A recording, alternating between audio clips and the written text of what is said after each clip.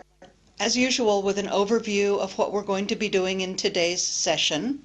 I'm going to start with the question, can pronunciation be taught? From there, I'd like to move to the difference between perception versus production, talk about setting realistic goals for the classroom and the implications of these goals for our teaching. I'd next like to address the state of pronunciation materials and some suggestions for materials development, a few issues in curriculum design, and then we'll be ending with a little bit of a question and answer session, so hopefully some of you have prepared good questions for me that we can answer in the final question and answer session. ค่ะสำหรับวันนี้นะคะเอาไลน์ของเลคเชอร์วันนี้นะคะก็เริ่มด้วยอาจารย์ดอนน่าจะถามนะคะว่า pronunciation เนี่ยสอนกันได้ไหมนะคะแล้วก็ต่อไปก็จะเป็นพูดถึง perception นะคะคือการรับรู้นะคะอย่างเรื่องการออกเสียงเนี่ยนะคะเมื่อเทียบกับการที่เราจะproduce เราจะออกเสียงเองเนี่ยนะคะว่าจะมีความแตกต่างหรือว่าความยากลำบากยังไงนะคะการรับรู้อาจจะง่ายกว่านะคะกับการที่เราจะออกเสียงเองนะคะแล้วก็ต่อไปก็พูดถึงการ set goals นะคะ goal ซึ่งที่จะไปใช้ในการเรียนการสอน pronunciation ในคลาสนะคะแล้วก็ข้อเสนอแนะที่จะนำไปใช้นะคะแล้วก็ต่อไปอาจารย์จะพูดถึงลักษณะของ pronunciation materials นะคะคือพวกหนังสือนะคะที่ใช้สอน pronunciation ปัจจุบันนี้นะคะว่าเป็นอย่างไรแล้วก็จะมีข้อเสนอแนะในการที่จะปรับปรุงพัฒนา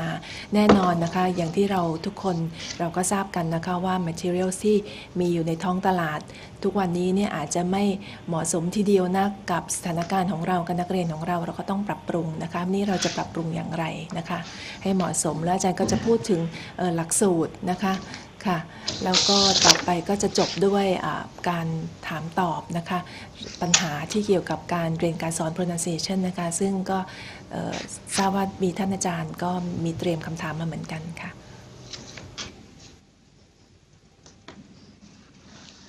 Let's review a little bit of the history that we talked about in our very first session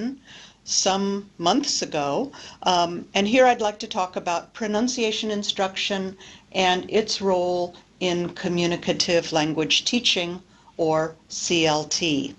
As we know, the late 1970s and 1980s were marked by the appearance of communicative language teaching on the language teaching scene.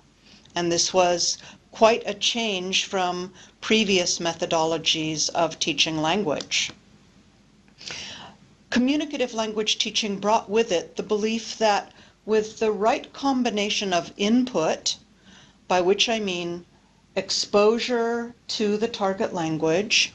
and output, or focused practice by students in the classroom, students would acquire target-like or native-like pronunciation skills. The result of this belief was a lack of emphasis on the skill of pronunciation in the communicative language classroom. ค่ะอาจารย์ก็ย้อนไปถึงประวัตินะคะความเป็นมาของวิธีการเรียนการสอนภาษาอังกฤษนะคะอาจารย์ก็พูดถึงในสมัยทศวรรษที่1970-1980เนี่ยนะคะว่าตอนนั้นเนี่ย Communicative Language Teaching นะคะก็เป็นที่นิยมมากนะคะเป็นแนวเป็น approach ใหม่นะคะในการสอนซึ่งการสอนแบบ Communicative เนี่ยนะคะก็ก็เชื่อว่านะคะถ้าเผื่อว่ามีการผสมผสานกันระหว่าง input นะคะซึ่งหมายถึงการที่ให้ผู้เรียนเนี่ยได้พบเจอนะคะได้สัมผัสได้ฟังได้พูดได้เจอได้ยินนะคะได้เห็นนะคะได้อ่านภาษาอังกฤษมากๆนะคะแล้วก็ผสมผสานกับ output ก็คือการที่ให้ผู้เรียนเนี่ยได้ฝึกฝนนะคะฝึกฝนในห้องเรียนนะคะก็จะทำให้ผู้เรียนนั้นเนี่ยได้มีทักษะการออกเสียงที่เหมือนกับนะคะคล้ายกับเจ้าของภาษานะคะซึ่งความเข้าใจแบบนั้นความเชื่อแบบนั้นเนี่ยทำให้การสอนนะคะทักษะการออกเสียงเนี่ยก็เลยไม่ได้ถูกให้ความสำคัญเท่าที่ควรนะคะเพราะเข้าใจเอาว่าถ้าฝึกพอก็จะได้เองนะคะ More recently, beginning in maybe the mid-1990s up until today, communicative language teaching has been marked by a true resurgence of interest in pronunciation, I'm happy to say. And this is primarily in reaction to research that's been conducted on two major areas of language. The first is the importance of suprasegmental features in language. And you remember suprasegmental features, I mean stress, rhythm, and intonation, as we've talked about before. And then also the nature of authentic spoken discourse, the way that people actually speak to each other using the language in daily situations. So the result of the research has been a top-down approach that focuses on broader aspects of pronunciation in connected speech. That's one of the reasons that we, in our workshops, examined the topic of connected speech. ค่ะต่อมานะคะอาจารย์ดาน่าก็บอกว่าต่อมาเนี่ย Communicative Language Teaching เนี่ยก็เริ่มให้ความสนใจกับทักษะการออกเสียงนะคะก็ซึ่งเนื่องมาจากนะคะมีการวิจัยนะคะใน2หัวข้อสำคัญนะคะหัวข้อแรกก็คือเรื่องความสำคัญของ suprasegmental feature ซึ่งก็คือที่เราได้เรียนจากอาจารย์ดอน่าไปแล้วนะคะในเซสชันก่อนๆคือเรื่องเกี่ยวกับ stress rhythm intonation อะไรพวกนั้นนะคะที่อยู่ในภาษาพูดนะคะในบทพูดในบทสนทนาแล้วก็เมื่อให้ความสำคัญกับสิ่งนั้นพวกนั้นมากขึ้นเนี่ยนะคะก็เป็นความจำเป็นที่เราจะต้องเรียนรู้ทักษะการออกเสียงนะคะให้ถูกต้องแล้วก็อีกหัวข้อหนึ่งนะคะที่มีการวิจัยกันมากขึ้นก็คือ authentic spoken discourse ก็คือภาษาพูดที่ใช้จริงในสถานการณ์จริงนะคะใน daily situation ในสถานการณ์จริงซึ่งเกิดขึ้นได้ทุกวันนะคะซึ่งตรงนี้เนี่ยก็ทำให้เราจะต้องให้ความสำคัญกับฟังให้ได้ว่าการออกเสียงในภาษาพูดที่แท้จริงเป็นอย่างไรแล้วก็เราก็ต้องพูดให้ได้ในทำนองเดียวกันนะคะเพราะฉะนั้นจากผลที่กลับมาให้ความสนใจเรื่องทักษะการออกเสียงเนี่ยก็ทำให้เกิด top down approach นะคะก็คือเริ่มที่จะให้ความสำคัญกับแง่มุมต่างๆของ pronunciation นะคะที่เกิดขึ้นในภาษาพูดนะคะค่ะซึ่งอาจารย์จะให้รายละเอียดต่อไปค่ะ I'd like to say just a few words about the notion of a critical period. Early research on second language acquisition considered the idea that learners beyond a certain age, the so-called critical period, which is usually estimated at around puberty in a child's lifespan, could not achieve native-like pronunciation in a second language. So this is one of those beliefs that researchers wanted to look into and see if this was really true, that adults could not achieve native-like pronunciation in a second language. On the screen, you'll see a picture of Joseph Conrad. This idea that adults can't achieve native-like pronunciation is often referred to as the Joseph Conrad phenomena. Conrad, as you may know, was one of the most famous novelists in the English language, the author of Lord Jim and Heart of Darkness. He was actually born in Poland and didn't learn English until he was 20 years old. Although he is one of the very best writers in the English language, he was apparently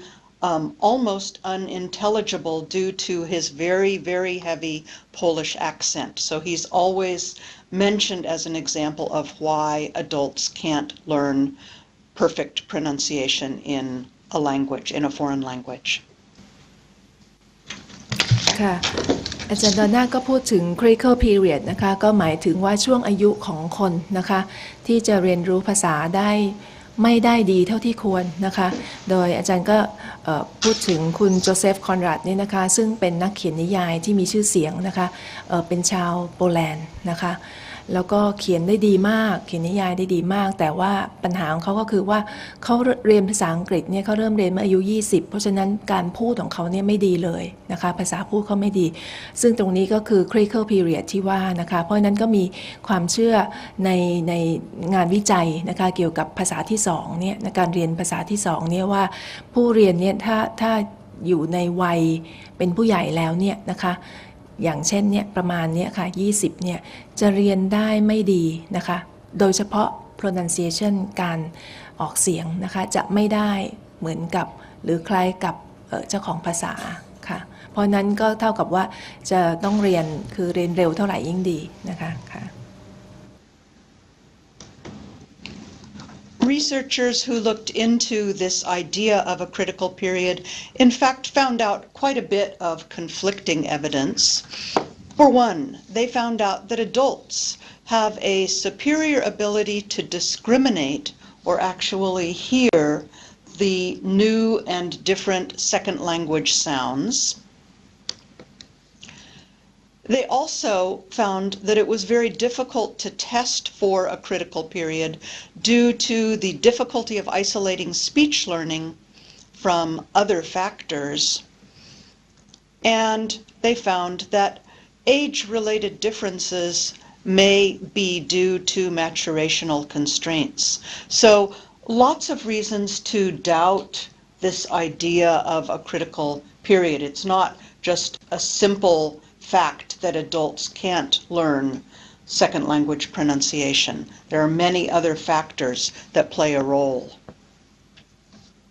ค่ะอาจารย์ก็บอกว่านอกจากที่ไอเดียที่ว่าผู้ใหญ่เนี่ยนะคะไม่สามารถที่จะเรียนภาษาที่2ได้ดีเนี่ยนะคะก็ยังมีแง่มุมอื่นๆอีกนะคะก็อย่างเช่นว่าผู้ใหญ่เนี่ยนะคะมีความสามารถที่จะแยกแยะนะคะภาษาที่2เสียงภาษาที่2ได้นะคะได้ดีกว่านะคะแล้วก็อาจจะว่ายากนะคะที่จะทดสอบว่าการ critical period เนี่ยเกิดขึ้นเนื่องจากการแยกแยะนะคะการเรียนภาษาพูดนะคะมันทำให้มีปัญหาจริงหรือไม่นะคะแล้วก็อีกอย่างหนึ่งความแตกต่างในด้านอายุเนี่ยอาจจะเนื่องมาจากนะคะข้อจำกัดอื่นๆนะคะอย่างเช่นความพร้อมในการเรียนหรืออะไรเพราะฉะนั้นตัวอายุเนี่ยอาจจะไม่ใช่ปัจจัยเดียวที่ทำให้ผู้เรียนเนี่ยเรียนภาษาที่2ได้ยากขึ้นนะคะอาจจะมีปัจจัยอื่นๆด้วยนะคะอย่างที่ได้กล่าวมาแล้วค่ะ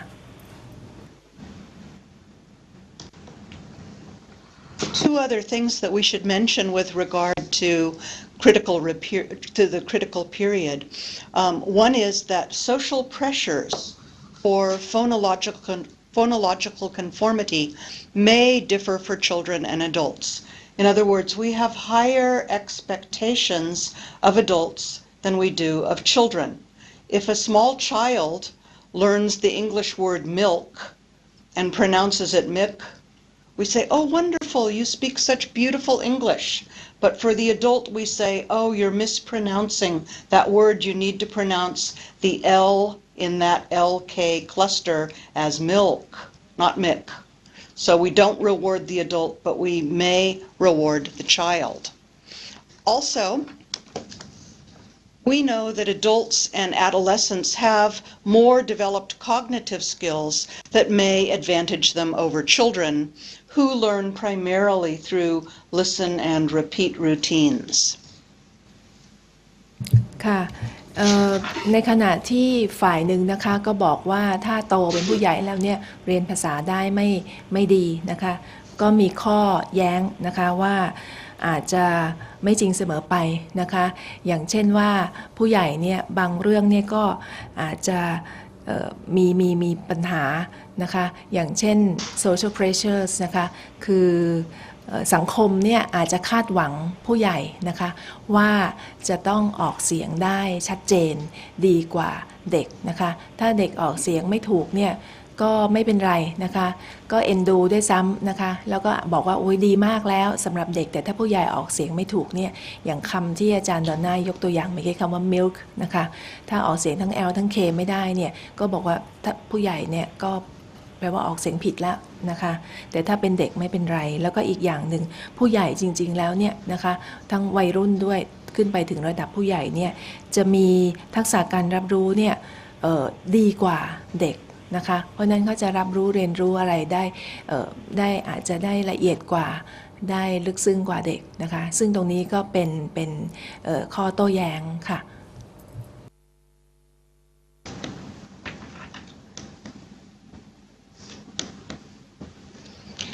When we're talking about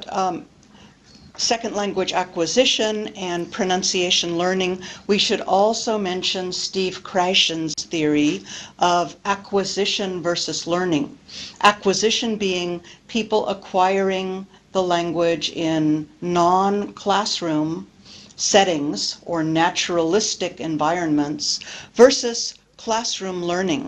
And according to Kreishen, pronunciation is something that is acquired and not learned. Remember, Kreishen says that people should learn language by immersing themselves in the language. He talks about taking a bath in the language. So you immerse yourself in the language, and that way you soak in the language or acquire the language naturalistically. So according to Kreishen, basically, classroom teaching has very little effect in terms of pronunciation, and it may even be detrimental or harmful. These are Kreishen's theories. I obviously don't believe this, or I wouldn't be a pronunciation specialist. But we should mention these because many people in connection with pronunciation mention this theory of acquisition versus learning. ค่ะอาจารย์ก็พูดถึง acquisition กับ learning นะคะถ้า acquisition หรือ acquire นี่ก็คือการที่เราเรียนรู้ภาษาจากสภาพแวดล้อมจริงนะคะไม่ใช่ในห้องเรียนนะคะแล้วก็ถ้าเป็น learn นะคะก็คือเรียนรู้ในห้องจาก setting แบบในห้องเรียนนะคะซึ่งตรงนี้เนี่ยอาจารย์บอกว่าแนวคิดนี้ก็คือว่าจาก Kreishen นะคะทุกท่านคงรู้จัก Kreishen นะคะเป็นผู้นำทางด้านทฤษฎีการเรียนการสอนภาษานะคะเขาได้กล่าวไว้ในหนังสือของเขานะคะว่า pronunciation เนี่ยเป็นสิ่งซึ่ง acquired นะคะได้เรียนรู้ได้จากสภาพแวดล้อมจริงนะคะจาก natural setting นะคะไม่ใช่จากในห้องเรียนนะคะ not learned นะคะเรียนแค่ในห้องเนี่ยไม่ได้นะคะก็เหมือนกับเขาบอกว่าเหมือนกับว่าเราเนี่ยจะต้องลงไปทั้งตัวนะคะเหมือนกับอาบน้ำในอย่างในภาพ language bath นะคะคือ จะต้องจุ่มลงไปทั้งตัวนะคะให้ได้นั่นคือการเรียนภาษานะคะไม่ใช่ว่าแค่อยู่ในเซตติ้งซึ่งสร้างขึ้นมาหลอกๆนะคะในห้องเรียนหรืออะไรอย่างนั้นนะคะซึ่งคราเชนก็บอกว่าเพราะฉะนั้น classroom teaching เนี่ยนะคะการเรียนการสอนในห้องเนี่ยนะคะมีผลน้อยมากนะคะหมายความว่าให้ผลในการที่ว่าผู้เรียนจะเรียนรู้ภาษาได้นี่น้อยมากแถมบางครั้งเนี่ยอาจจะทำให้เกิดความเสียหายนะคะอาจจะไม่ดีด้วยซ้ำ detrimental นะคะเสียหายหรือว่าทำให้เกิดผลเสียด้วยซ้ำไปนะคะซึ่งตรงนี้ก็อาจารย์ดาน่าก็บอกว่าเป็นแนวคิดหนึ่งนะคะซึ่งอาจารย์ก็ได้ก็อยากจะนำมาให้ทราบนะคะแต่ว่าก็เป็นแค่แนวคิดเดียวนะคะซึ่งอาจจะไม่ตรงกับผู้คิดท่านอื่นๆนะคะ So this brings us to my question, can pronunciation be taught? And the results of the second language acquisition research that I've just mentioned has led many researchers and classroom teachers to question whether pronunciation can be taught at all. They might ask, why bother if pronunciation is not teachable? Why bother addressing this skill in the classroom? ค่ะ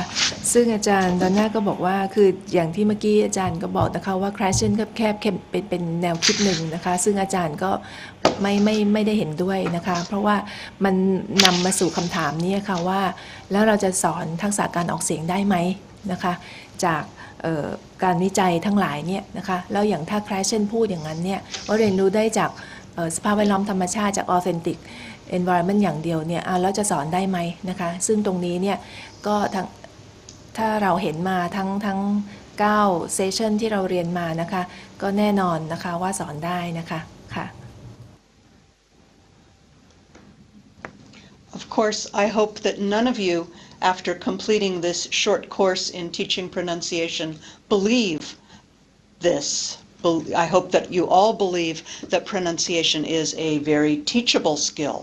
And today, most pronunciation researchers and practitioners are in agreement that pronunciation not only can be taught, but it also should be taught in the classroom. Research in the field has led us to a number of insights that can guide our teaching practice.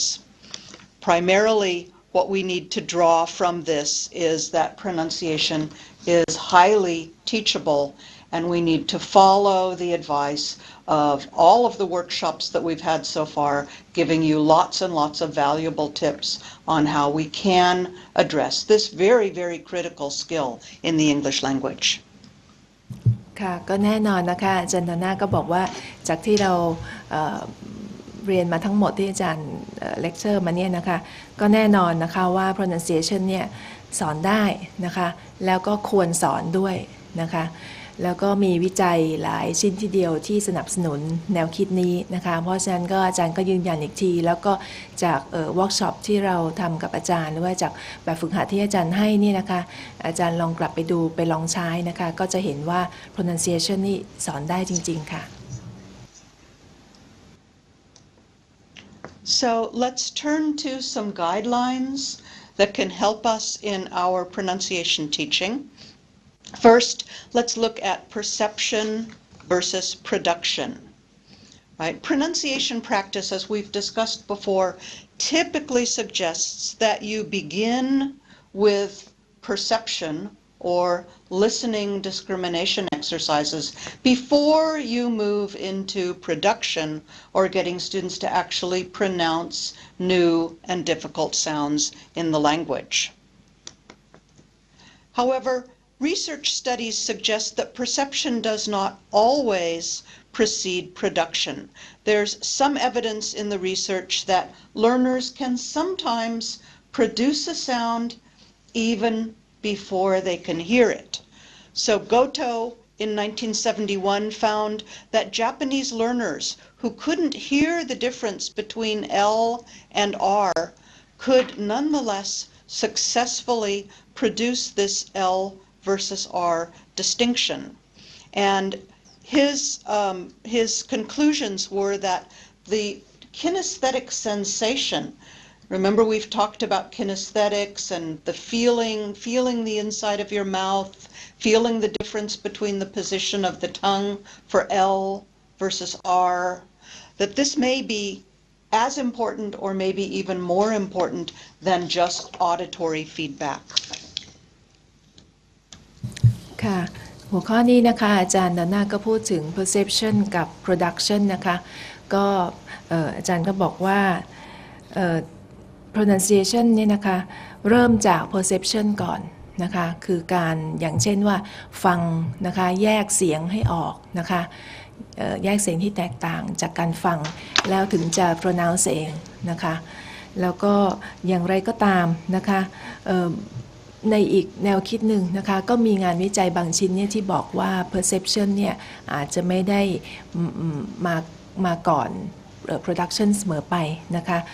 คือหมายความว่าอาจจะมีผู้เรียนบางคนเนี่ยซึ่ง produce sound ได้เลยทั้งที่ไม่เคยได้ยินเสียงนั้นมาก่อนนะคะอย่างเช่นยกตัวอย่างนะคะที่เป็นผู้เรียนชาวญี่ปุ่นเนี่ยนะคะเขาไม่รู้ความแตกต่างระหว่าง L กับ R นะคะแต่อย่างไรก็ตามเขาออกเสียงได้ค่ะนะคะหรือว่าkinesthetic sensation นะคะอย่างที่อาจารย์เคยพูดให้เราฟังในเซสชันก่อนๆนะคะที่บอกว่าให้เรารู้สึกถึงอะไรฮะลิ้นแตะปุ่มเหงือกลิ้นแตะเพดานแข็งอะไรอย่างนั้นนะคะตรงไหนนะคะแล้วก็ลิ้นอยู่ส่วนไหนส่วนต้นนะคะกลางหรือว่าถอยลึกเข้าไปอะไรอย่างเงี้ยนะคะตรงนี้เนี่ยก็อาจจะมีความสำคัญนะคะอาจารย์บอกมีความสำคัญพอๆกับทักษะในการที่เราจะได้ยินได้ฟังความแตกต่างของเสียงทีเดียวนะคะคือถ้าเราสามารถที่จะใช้ประสาทสัมผัสส่วนอื่นด้วยนะคะที่จะช่วยในการที่จะฝึกการออกเสียงก็จะช่วยได้มากขึ้นเพราะฉะนั้นperception กับ production นะคะก็อยู่ด้วยกันนะคะอันไหนจะมาก่อนมาหลังก็แล้วแต่เหตุแล้วแต่เฉพาะกรณีนะคะแต่ว่าควรจะฝึกไปพร้อมๆกันโดยใช้ประสาทสัมผัสหลายๆส่วนมาช่วยค่ะ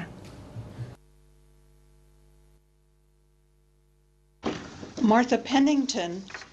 actually argues that perception and production may be more like a two-way street, not a one-way street. So she says, focused listening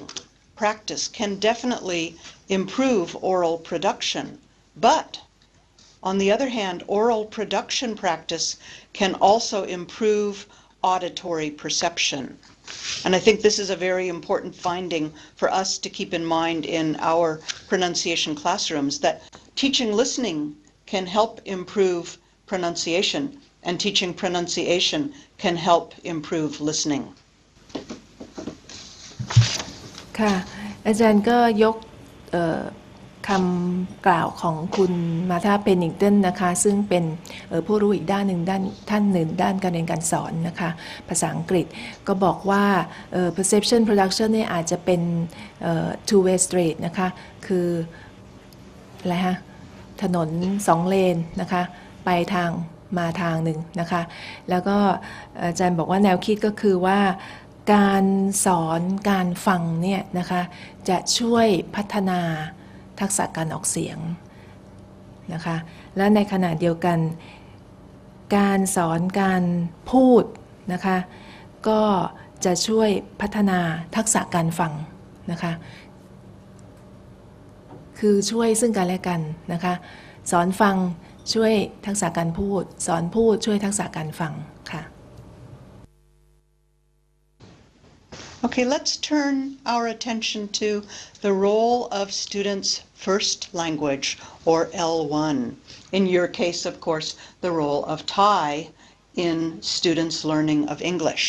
And many researchers in the past suggested that the learner's first language interfered with the acquisition of the pronunciation features in the second language, or the acquisition of L2 phonology. This is a view that was held in the 1950s and even into the 1960s, the idea of interference.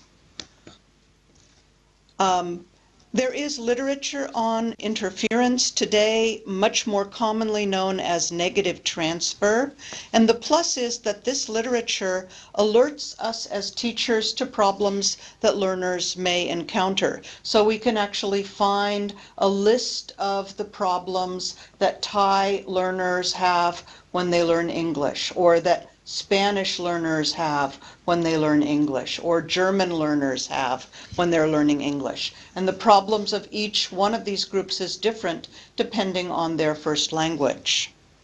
But the minus is that the literature that we have largely ignores the suprasegmental aspects of phonological acquisition. So it gives us information about problems students may have with vowels and consonants, but it doesn't really talk about the problems that learners are going to have with stress, rhythm, and intonation.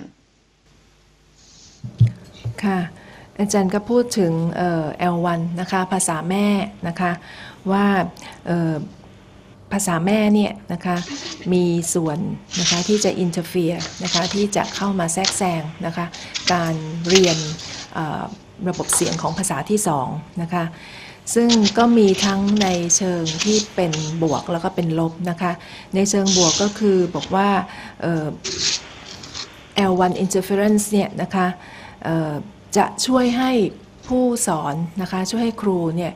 ได้รู้ปัญหาของผู้เรียนนะคะเวลาเรียนรู้ภาษาที่2นะคะอย่างเช่นเราเนี่ยก็รู้ว่านักเรียนไทยนะคะหรือแม้แต่ตัวเราเนี่ยคนไทยเนี่ยมีปัญหาอะไรเวลาเราเรียนรู้ภาษาอังกฤษนะคะเพราะว่า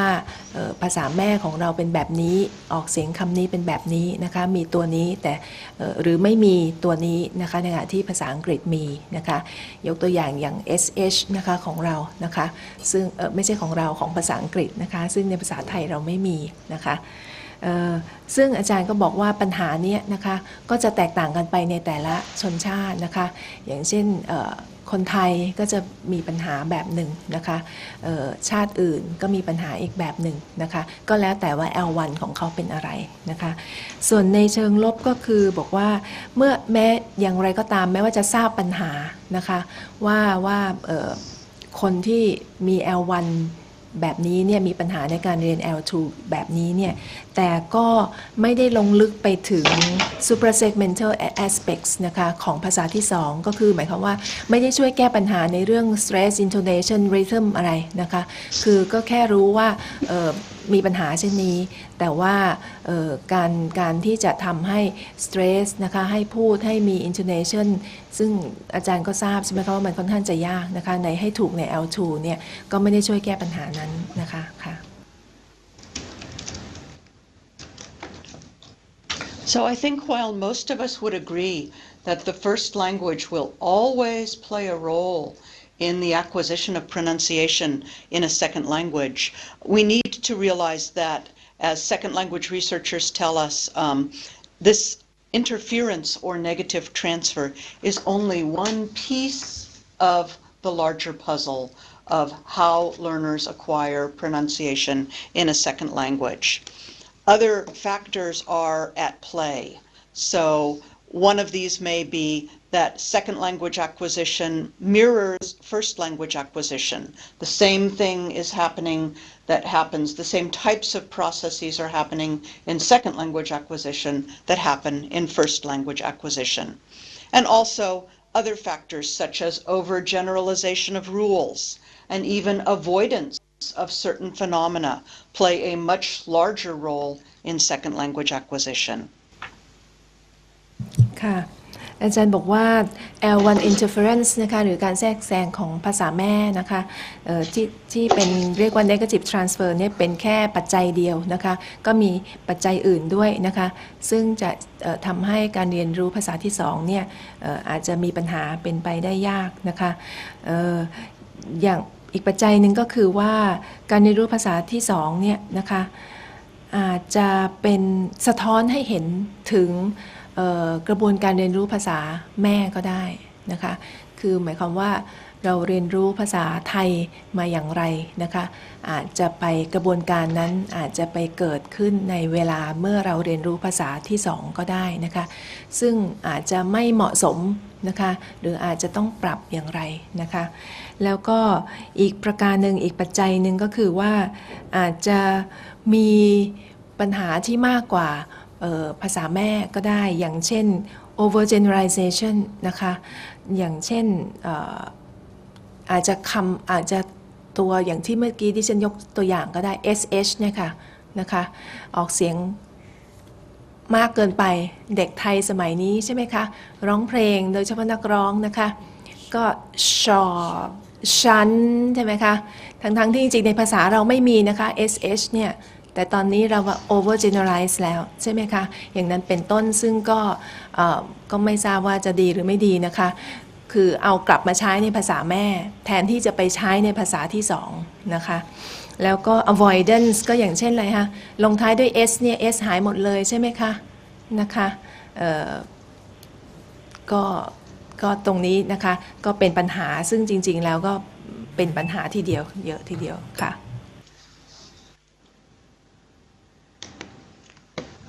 Just as we all want to be reflective teachers, we also want our students to be reflective learners. So one of our primary goals in pronunciation instruction is to encourage our students to monitor their output, to pay very careful attention to what it is they're saying when they're practicing pronunciation. And many pronunciation specialists believe that we need to train our learners to monitor. They don't do it naturally. We need to teach them how to monitor their pronunciation. Dickerson found that formal rules resulted in improving the monitoring of speech, formal pronunciation rules for adult learners. And Acton suggests that other forms of monitoring, such as post hoc, recording your students and having them listen to their own speech production, and also kinesthetic practice can also help encourage students to monitor their own pronunciation. ค่ะหัวข้อนี้นะคะอาจารย์ก็พูดถึง reflective learner นะคะคือผู้เรียนเนี่ยควรจะ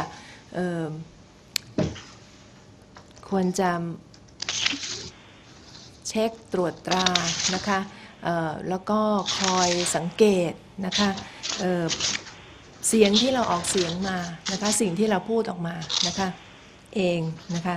ซึ่งอาจารย์บอกว่าเพราะฉะนั้นการฝึกที่สำคัญก็คือฝึกให้ผู้เรียนเนี่ยนะคะสามารถที่จะเช็คตรวจตรานะคะสิ่งที่ตัวเองเนี่ยพูดหรือว่าออกเสียงนะคะให้รู้ว่าถูกผิดตรงไหนควรจะระวังอะไรตรงไหนนะคะ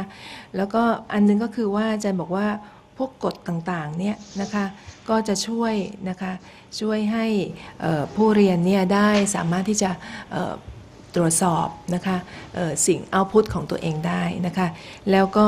อีกวิธีหนึ่งนะคะก็อย่างเช่น post hoc ก็ในที่นี้อาจารย์บอกว่าหมายถึงว่าครูเนี่ยก็อัดเสียงที่นักเรียนเนี่ยพูดหรือว่าออกเสียงหัดออกเสียงเอาไว้แล้วก็มาเปิดให้นักเรียนฟังเพื่อที่เขาจะได้ตรวจสอบนะคะด้วยตนเองนะคะได้ฟังเองว่าเมื่อกี้ที่เราออกเสียงไปเนี่ยเป็นอย่างไรมีปัญหายังไงตรงไหนนะคะหรือว่า kinesthetic นะคะก็อย่างเช่นว่าฝึกให้นักเรียนเนี่ยได้ทำไมฮะได้ลองใช้อวัยวะนะคะลิ้น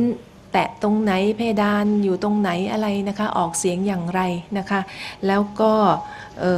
รวมทั้งการ stress นะคะ intonation นะคะควรจะทำอย่างไรนะคะตรงนี้ก็จะช่วยมากๆเลยนะคะที่จะให้นักเรียนเนี่ยเขาได้เช็คได้ตรวจสอบด้วยตนเองนะคะอยู่ตลอดเวลาเพราะว่าเราเนี่ยไม่สามารถที่ไปตรวจสอบให้เขาได้เพราะฉะนั้นเขาต้องรู้นะคะว่าเมื่อเขาออกเสียงออกมาแล้วเมื่อเขาพูดมาแล้วเนี่ยมีตรงไหนที่ควรจะปรับปรุงค่ะ Joan Morley suggests that there are 4 basic goals for pronunciation instruction, 4 realistic goals for our learners. The first of these goals is functional intelligibility. And this simply means that the speaker's accent does not distract or disturb the listener. So if we say that even though a person has a foreign accent, we can understand it, it does not bother us or distract us, that person has functional intelligibility. This is what we want our students to have. This is a realistic goal.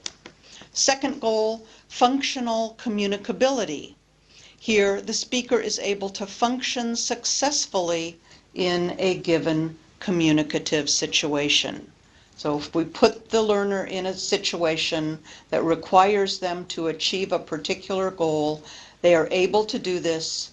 with their pronunciation skills. Whether they have a perfect accent or not, that's not really important, but they're able to achieve the goal. ค่ะอาจารย์ก็พูดถึง goals นะคะ realistic goals นะคะคือจุดประสงค์นะคะที่ทางอาจารย์ยกมาจากคุณมอลลี่นะคะ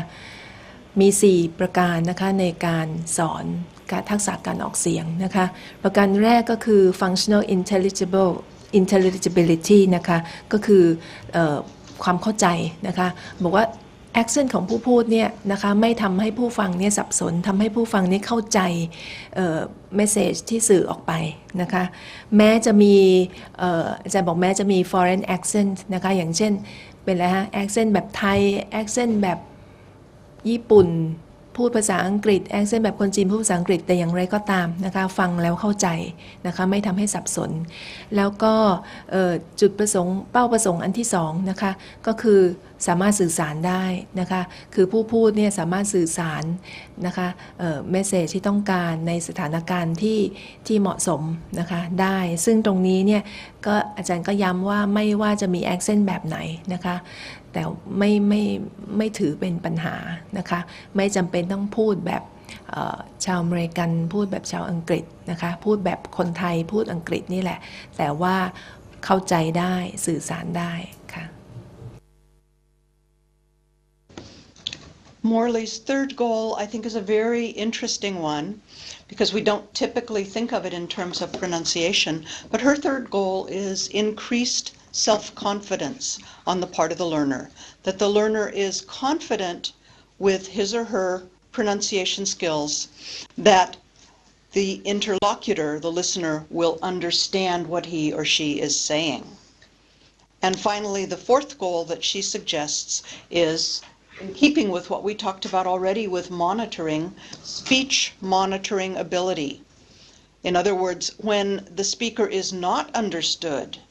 that speaker is able to recast the utterance and employ strategies that compensate for the lack of pronunciation, thereby making him or herself understood. So compensatory strategies.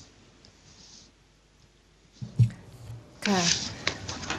goal อีก2อันนะคะอีก2 goal นะคะที่มอลลี่ได้กล่าวไว้นะคะก็คือประการที่3ก็คือว่าเพิ่มความมั่นใจให้กับผู้พูดนะคะคือการฝึกการเรียนรู้การออกเสียงนะคะควรจะเพิ่มความมั่นใจกับผู้พูดว่าผู้พูดเนี่ยมั่นใจว่าผู้ฟังเนี่ยเข้าใจนะคะผู้สนทนาด้วยเนี่ยเข้าใจสิ่งที่ตัวเองพูดออกไปนะคะแล้วก็ประการที่4นะคะก็คือความสามารถในการที่จะ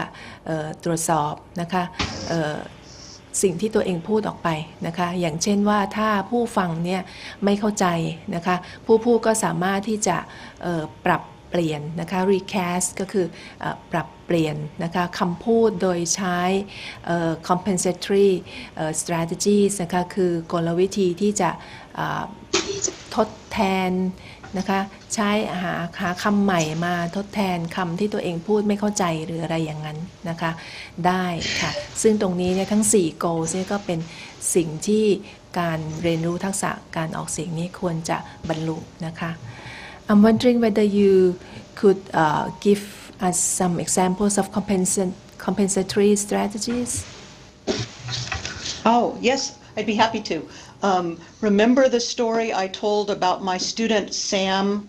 who was trying to sell silk flowers, but he couldn't pronounce the word silk, so he told people he was selling sick flowers? Sam's compensatory strategy was, I have sick flowers, S-I-L-K, flowers. That's a compensatory strategy. ค่ะดิฉันก็ได้ขอให้อาจารย์ดอนน่าอธิบายเพิ่มเติมนะคะถึง compensatory strategy ในกรณีที่ผู้พูดนะคะสื่อความหมายได้ไม่ชัดเจนทำให้ผู้ฟังไม่เข้าใจนะคะอาจารย์ก็ยกตัวอย่างถึงแซมนะคะซึ่งถ้าดิฉันจำได้เป็นชาว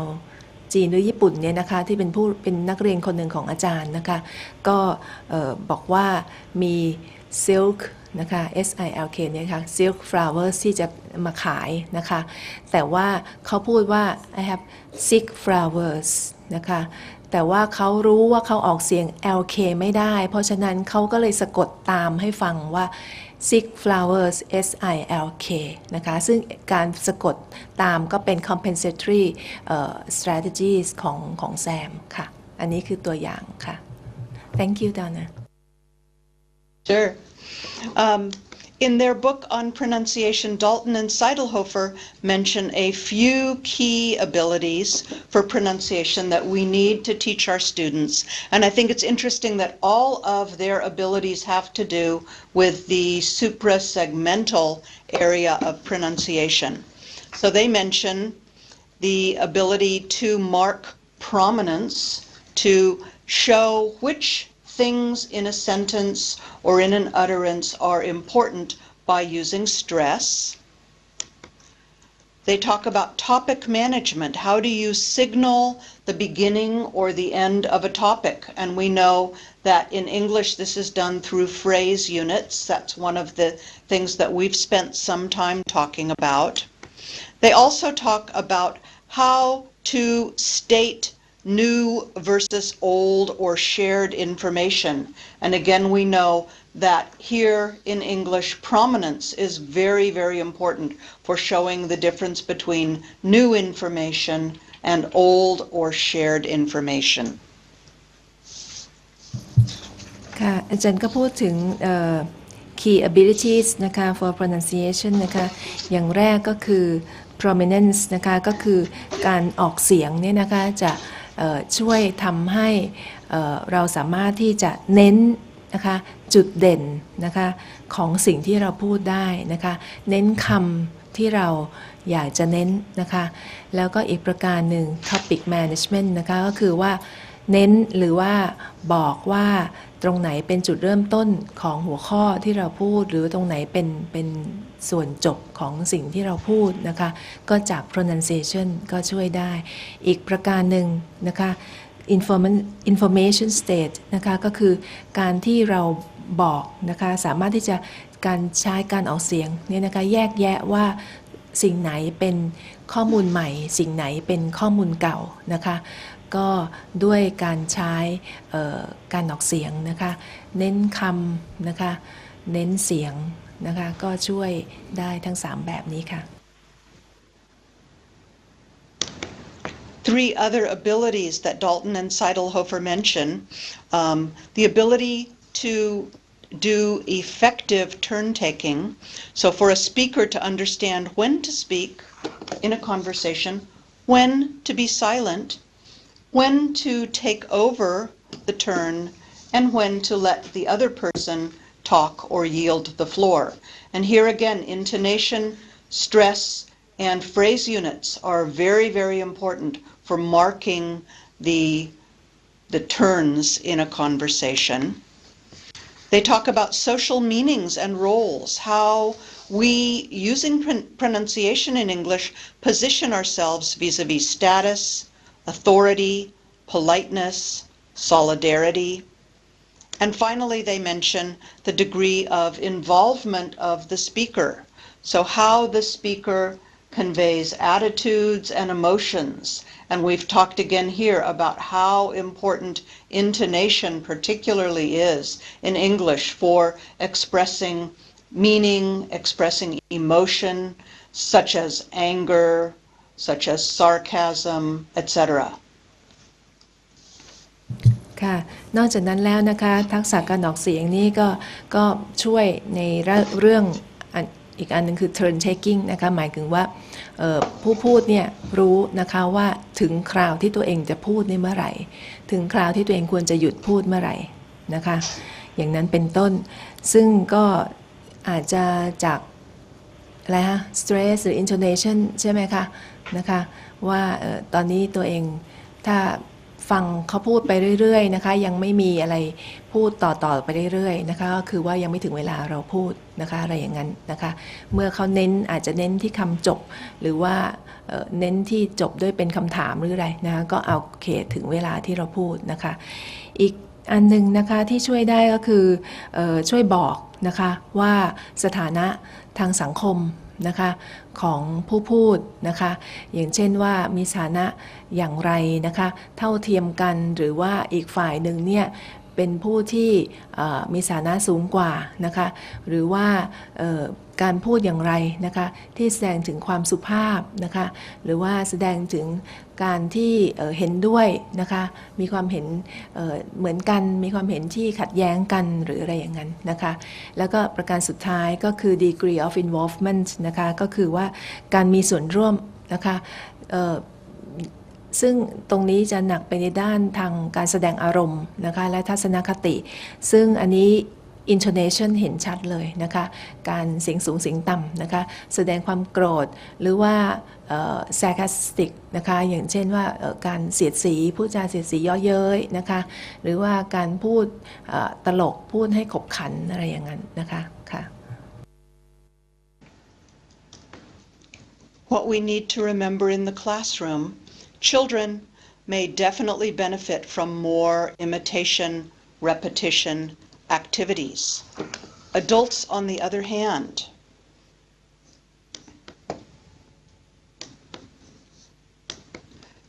need to be provided with pronunciation instruction, and they may benefit from a more descriptive or analytic approach. So this is where we can use some of the visuals we've talked about, such as the vowel chart or the sagittal diagram of the mouth for adults. ค่ะอาจารย์ก็บอกว่าในส่วนของการเรียนการสอนนะคะทักษะการออกเสียงเนี่ยถ้าผู้เรียนเป็นเด็กนะคะอาจารย์ก็บอกว่าอาจจะได้ประโยชน์จากกิจกรรมที่เป็นลักษณะการเรียนแบบนะคะเรียนแบบเสียงหรือว่าการออกเสียงซ้ำๆนะคะส่วนในผู้เรียนถ้าเป็นผู้ใหญ่นะคะก็อาจจะได้ประโยชน์จากการสอนนะคะในลักษณะแบบที่เป็นdescriptive มากขึ้นหรือ analytical มากขึ้นนะคะอย่างเช่นตามไดอะแกรมที่อาจารย์ให้ดูเนี่ยนะคะก็อาจจะสอนในผู้ใหญ่นะคะหรือว่าลักษณะอวัยวะต่างๆที่อยู่ในปากหรือว่าจุดต่างๆที่สระหรือว่าพยัญชนะนะคะอยู่ตรงไหนนะคะบ้างค่ะตรงนี้ก็แตกต่างกันเล็กน้อยนะคะในส่วนของการสอนในลักษณะที่ว่าถ้าผู้เรียนเป็นผู้ใหญ่แล้วก็เป็นเด็กค่ะ Talk a little bit about pronunciation materials. Today there are many very fine pronunciation materials that are available on the market. However, there are also many materials that don't match the theories that we've been talking about. Jones, in an article that appeared recently, mentions that audiolingualism from the 1960s still has a very strong influence on pronunciation materials, and that many pronunciation materials lag behind current pronunciation theory. So they don't represent what we know today about teaching pronunciation. In fact, Jones claims that the ineffectiveness of pronunciation instruction may in large part be attributed to many of the outmoded materials and instructional efforts that exist in the field today. ค่ะอาจารย์ก็พูดถึงmaterials ในท้องตลาดนะคะที่มีเรื่องเกี่ยวกับการสอน pronunciation เนี่ยนะคะว่ายังได้รับอิทธิพลของ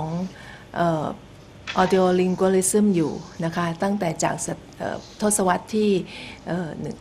1960นะคะ ซึ่งทำให้ materials พวกนี้ค่อนข้างจะล้าหลังนะคะล้าหลังตามไม่ทันนะคะทฤษฎีหรือว่าแนวคิดการเรียนการสอนทักษะการออกเสียงใหม่ๆในปัจจุบันนะคะค่ะ What we need, according to Jones and other researchers, is much more communicative practice, an emphasis on discourse situations, and many fluency-oriented activities, such as many of the activities that we've learned about in these workshops. And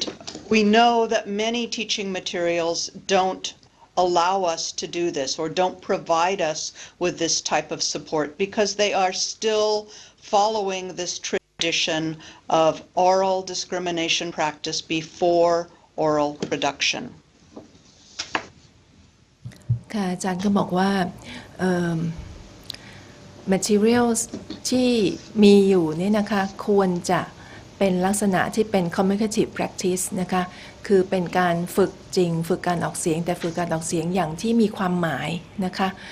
แล้วก็เน้นที่มีเป็นสถานการณ์นะคะแล้วก็เน้นที่ fluency นะคะคือความคล่องในการพูดในการออกเสียงนะคะซึ่งจริงๆแล้วเนี่ยนะคะ material ที่ยังมีอยู่ปัจจุบันเนี่ยนะคะ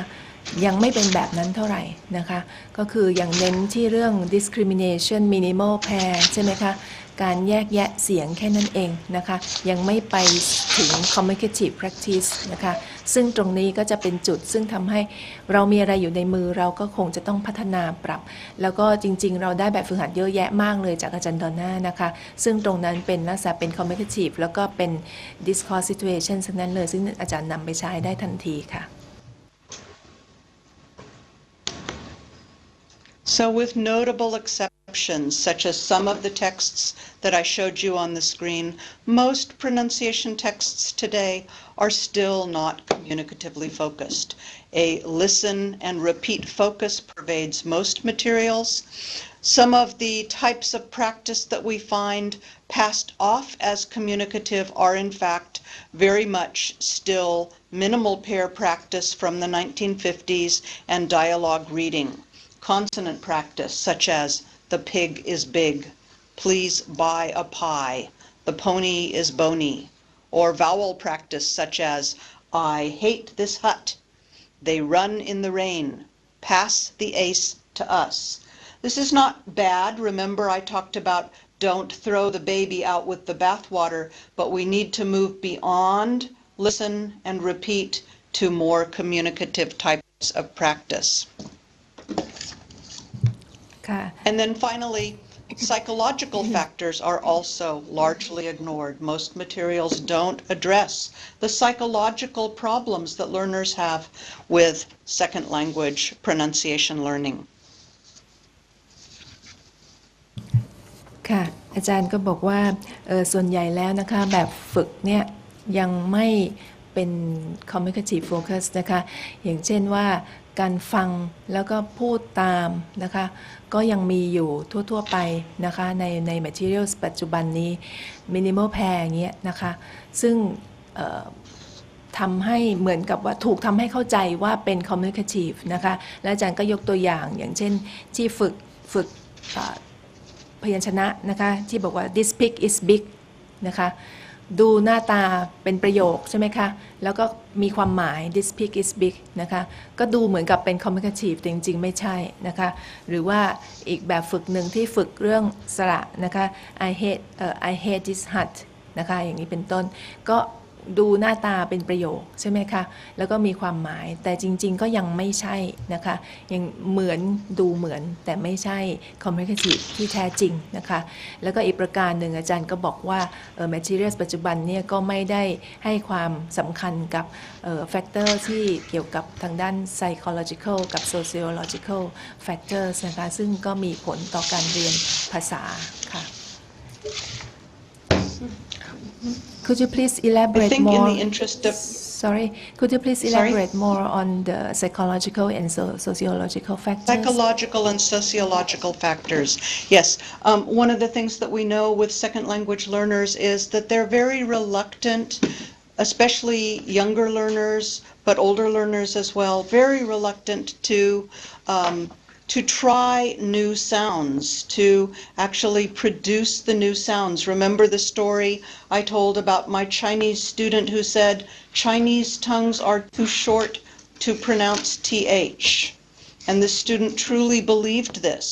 I think it's just a reluctance to try new sounds. And so I think a lot of that is connected with our sense of self, connected with our ego. And we need to work with learning, with teaching the learners that it's okay to try strange new techniques and unusual sounds, and that they need more practice in order to produce these. ค่ะอาจารย์ก็ยกตัวอย่างนะคะว่าอย่างเช่นผู้เรียนที่มาจากประเทศจีนนะคะก็บอกว่าไม่กล้าที่จะออกเสียงคำใหม่ๆนะคะบอกว่าอย่างเช่นคำว่า th เนี่ยเขาบอกว่าลิ้นเขาเนี่ยสั้นไปที่ออกเสียง th ซึ่งจริงๆแล้วก็คือนะคะคือความมั่นใจของตัวเองมากกว่านะคะซึ่งตรงนี้เราก็ต้องพยายามโปรโมทนะคะให้ผู้เรียนมีความมั่นใจมากขึ้นค่ะ I think in the interest of time, maybe I'll move forward to talking about the pronunciation curriculum, because we're running a little short on time. So let's move forward a few slides and we'll talk about curriculum.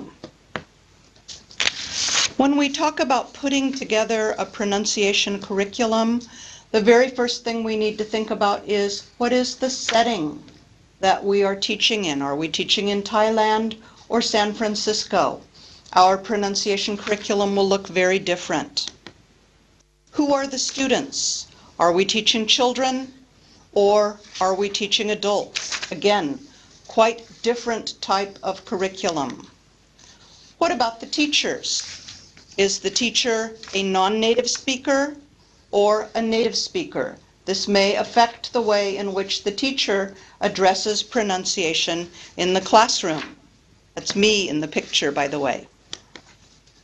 Resources. What do we have to help us as teachers? Do we have a lot of technology, or do we have very simple classrooms with maybe no textbooks at all, such as this picture in Africa? What kinds of materials are available to us? Simple drawings or state-of-the-art technology? What about our goals? Do we want to produce native speakers? Or are we happy to have functional communicability in a target language use situation? Right? So all of these are factors that will affect how we teach pronunciation in the classroom and what kind of pronunciation curriculum we design for our students. ค่ะอาจารย์มาพูดถึง curriculum นะคะอาจารย์ก็บอกว่าสิ่งที่ควรจะพิจารณานะคะก็คือ setting นะคะว่าเราสอนpronunciation เนี่ยที่ไหนนะคะแล้วก็ผู้เรียนนี่คือใครนะคะเป็นเด็กหรือผู้ใหญ่นะคะแล้วก็ผู้สอนนะคะผู้สอนนี่ก็เป็นnon native หรือว่าเป็น native นะคะแล้วก็ในแง่ของ resource materials นะคะก็อย่างเช่นว่ามีแค่หนังสือนะคะธรรมดาหรือว่ามีเทคโนโลยีช่วยนะคะแล้วก็เป้าหมายนะคะเป้าประสงค์ในการสอนเนี่ยเพื่อให้สื่อสารได้เท่านั้นหรือว่าต้องการให้ได้เหมือนกับ native เลยนะคะอันนี้ก็แล้วแต่ค่ะซึ่งควรจะพิจารณาในการสร้างหลักสูตรค่ะ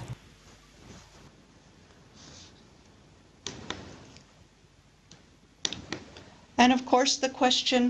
where do we teach pronunciation? Where does pronunciation fit in our overall curriculum? Here I've taken a curriculum that I found on the internet, and I noticed something very, very interesting about this curriculum. If you look in the column labeled Accent Improvement, you notice that at the very beginning level and at the high beginning level, this particular curriculum pays no attention to pronunciation. And I think this is probably the very wrong way to go about teaching pronunciation, because we don't want to start pronunciation after learners have already formulated bad pronunciation habits. I believe pronunciation needs to be taught from the very, very beginning of the English language curriculum. ค่ะอาจารย์ก็ให้ดูชาร์ตนี้นะคะซึ่งเป็นที่สังเกตว่าข้างล่างนะคะเป็นระดับ beginning นะคะแล้วก็ high beginning นะคะซึ่งอาจารย์บอกว่าจุดสังเกตคือว่า2ระดับนี้ยังไม่ได้สอน pronunciation เลยนะคะซึ่งอาจารย์บอกว่าเป็นสิ่งซึ่งไม่ถูกนะคะจริงๆแล้ว pronunciation ควรจะสอนให้เร็วที่สุดนะคะเพราะว่าไปถึงขั้นนั้นแล้วเนี่ยเขาก็จะผู้เรียนเนี่ยก็จะออกเสียงเป็นแบบหนึ่งไปแล้วนะคะซึ่งอาจจะไม่ถูกก็ได้ค่ะ Some questions we can ask ourselves in terms of designing the English language curriculum. Which contrasts, which vowel or consonant contrasts are the most important ones for us to teach when we're teaching native speaker, non-native speaker, or even non-native speaker communication, right? So if we have limited time and we can't teach every aspect of English pronunciation, what are the most important aspects for our students? That's a very important curriculum question. It basically comes down to, what do we think will make our learners most intelligible? And a lot of this may have to do with the linguistic features of the first language vis-a-vis the second language that the learners are using. So for Thai learners, what are the most important things to focus on in the classroom? Which English should we speak? We've talked about this before. British English, American English, Australian English, New Zealand English, South African English, or maybe regional Englishes are more important. In Kenya, Kenyan English. In Singapore, Singlish may in fact replace British English, the RP or received pronunciation proper British English, or what's called general American English as a standard. And in many places in the world, this is what's being taught today. Not American English, not British English, but regional English. And so we have to ask again that question, is the native speaker dead, right? Who's the real speaker of English? And in many countries in the world, the answer is we, non-native speakers of English, are the majority, and the most important thing is intelligibility, not proper British English or proper American English. ค่ะอาจารย์บอกประเด็นที่ควรจะพิจารณานะคะในการสร้างหลักสูตรนะคะคือว่าอันแรกคือ phonetic contrast อันไหนนะคะที่สำคัญสำหรับผู้เรียนของเรานะคะอย่างเช่นผู้เรียนซึ่งเป็นคนไทยนะคะสระตัวไหนพยัญชนะตัวไหนควรจะเลือกมาสอนนะคะคือถ้าเรามีเวลาจำกัดหรือว่ายังไงก็ตามนะคะในหลักสูตรของเราเนี่ยก็ไม่จำเป็นต้องสอนทั้งหมดนะคะก็เลือกมาสอนและอีกประการหนึ่งนะคะก็คือว่าอะไรบ้างนะคะที่จะช่วยให้ผู้เรียนเนี่ยสื่อสารได้ให้เข้าใจนะคะนอกจากสระพยัญชนะนะคะคำการออกเสียงการเน้นเสียงหรืออะไรนะคะส่วนไหนอันนี้ก็เลือกมาสอนเหมือนกันนะคะแล้วก็ประการที่3ก็คือว่าเป็นไปได้นะคะที่ว่าregional English นะคะอย่างเช่นภาษาอังกฤษแบบเคนยันภาษาอังกฤษแบบSinglish แบบสิงคโปร์นะคะหรือว่า Tinglish ภาษาอังกฤษแบบไทยนะคะเนี่ยจะมาแทนที่ภาษาอังกฤษแบบอเมริกันหรือแบบ British นะคะซึ่งเพราะฉะนั้นแล้วเนี่ยเราก็อาจจะไม่จำเป็นต้องสอนแบบ British หรือ American English นะคะเราก็สอนแบบไทย English เนี่ยค่ะนะคะก็ขอให้สื่อสารได้เท่านั้นเองนะคะไม่จำเป็นต้องมี perfect accent นะคะแล้วก็เพราะฉะนั้นแล้วนะคะอาจารย์ก็บอกว่าจริงๆแล้ว native speaker เนี่ยกลายเป็น minority แล้วนะคะ non native speakers เนี่ยค่ะก็เป็น majority นะคะภาษาของ non native speaker ภาษา English แบบ regional English เนี่ยค่ะก็มีบทบาทมากกว่า American หรือว่า British English แล้วนะคะในปัจจุบัน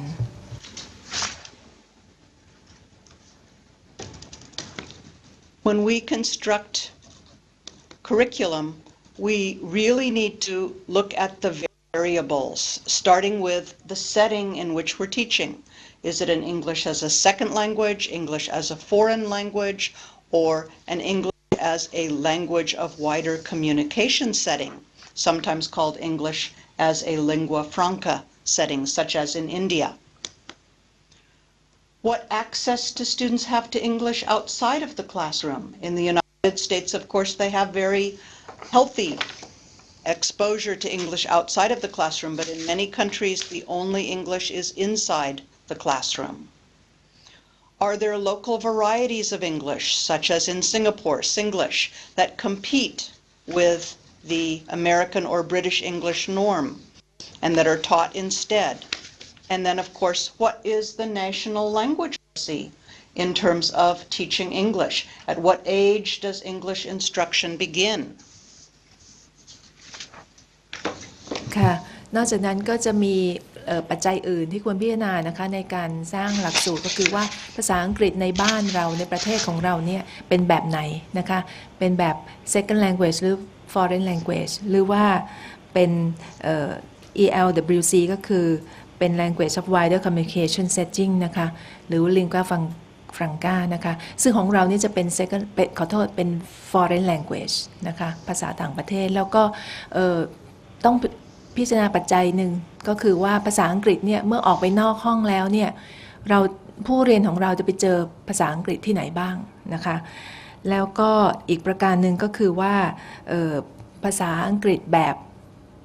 อย่างregional English เนี่ยค่ะ local English นี่นะคะ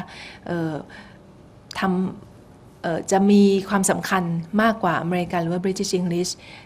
หรือไม่นะคะอย่างเช่นในสิงคโปร์นี่แน่นอนนะคะ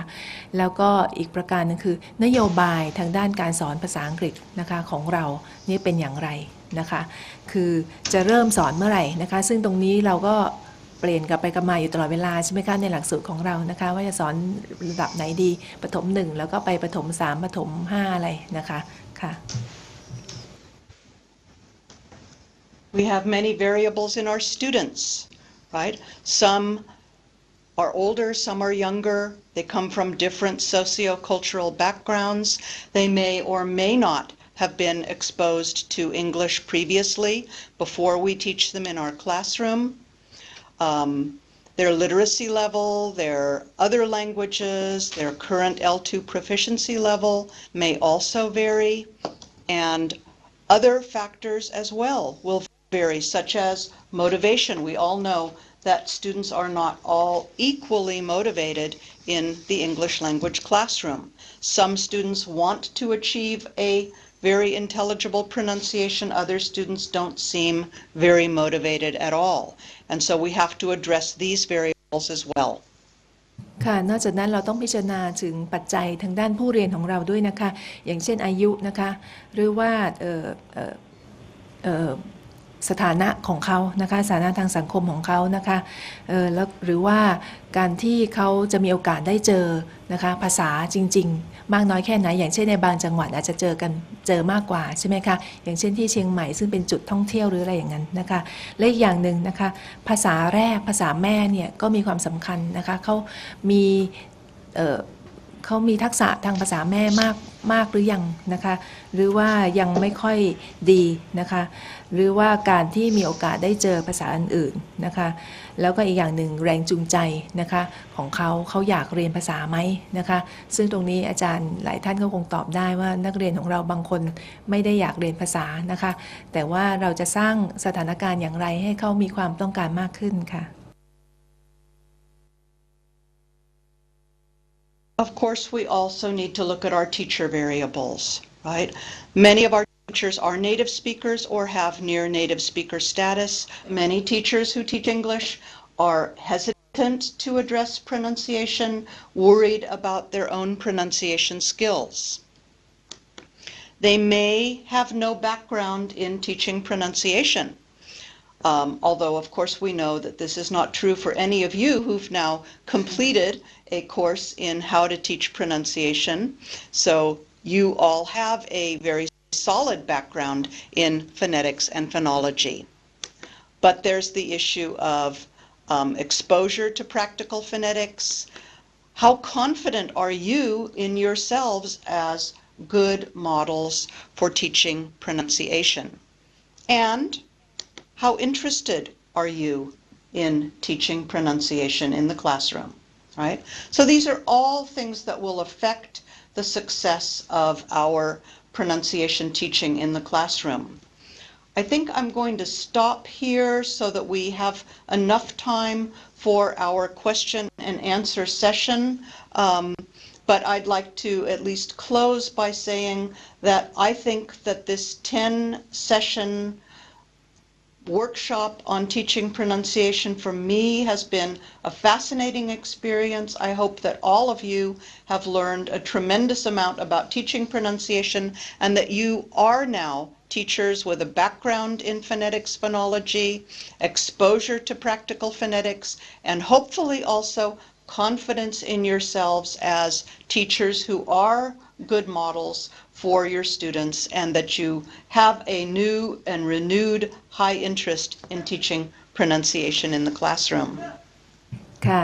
อาจารย์ดอนน่าก็จะจบที่หัวข้อนี้นะคะ teacher variables นะคะคือว่าผู้สอนนะคะผู้สอนเนี่ยก็ควรจะคืออันนี้เราพูดถึงพวกเราก่อนกันแล้วกันนะคะเราไม่ใช่ native speaker นะคะแต่ว่าอาจารย์บอกว่าเมื่อเราจบเซสชั่น10 เซสชั่นนี้แล้วเนี่ยนะคะก็แน่นอนว่าเรามี background ทางด้าน phonetics phonology แล้วก็ได้เห็นนะคะได้มีแบบฝึกหัดมากมายนะคะที่เกี่ยวกับ practical phonetics นะคะซึ่งเราสามารถเอาไปสอนได้แล้วก็อาจารย์ก็หวังว่าเราจะมีความมั่นใจมากขึ้นนะคะในการที่จะไปสอนทักษะการออกเสียงให้ผู้เรียนมั่นใจว่าตัวเองนี้เป็นโมเดลที่ดีนะคะเป็นต้นแบบที่ดีนะคะแล้วก็มีความน่าจะมีความสนใจมากขึ้นในการสอนเพราะว่าจาก10 เซสชั่นที่เราเรียนกับอาจารย์ดอนน่านี่อาจารย์ก็จะเห็นว่านะคะการสอนทักษะการออกเสียงเนี่ยไม่ยากเลยนะคะอาจารย์ให้มีความมั่นใจมากขึ้นดิฉันมั่นใจมากขึ้นแล้วค่ะนะคะค่ะก็คงจะต้องจบแค่นี้นะคะสำหรับเซสชั่นสุดท้ายนี้นะคะตอนนี้จะมีอาจารย์ที่เตรียมคำถามนะคะไว้ถามอาจารย์ดอนน่านะคะค่ะก็จะขอเรียนเชิญเลยนะคะอาจารย์ที่ขอเริ่มจากทางกรุงเทพก่อนดีไหมคะอาจารย์ที่มีคำถามนะคะเรียนเชิญอาจารย์ธนิธาค่ะถามคำถามก่อนนะคะค่ะ So it's one question from Bangkok. Okay, excellent. I don't know whether this question made me a fool or not, but it's hard for me. Would you please pronounce this word? N-A-U-S-E-O-U-S. Thank you. N-A-U-S-E-O-U-S. I can't pronounce this word. Okay. You're probably confused because it has several different pronunciations, right? So if you look it up in a dictionary, they will probably give you several different variables. We could pronounce it nauseous or nauseous or even nauseous. I think myself, I say nauseous. Nauseous. Pamela also says nauseous, but that may be American English pronunciation, nauseous. So 2 syllables, nauseous, nauseous, shus. Very easy. The spelling looks very complicated, but the pronunciation is not. Thank you very much. Okay? Good. ค่ะไม่ทราบเชิญอาจารย์ดารัตน์ค่ะก่อนที่จะไปที่หัวหินนะคะค่ะ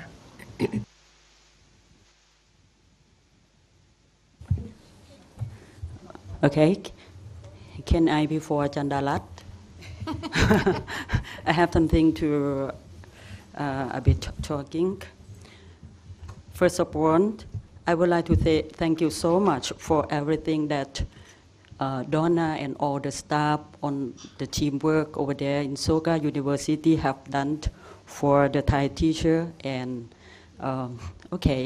to our Thai student as well. For it was me, entirely our pleasure.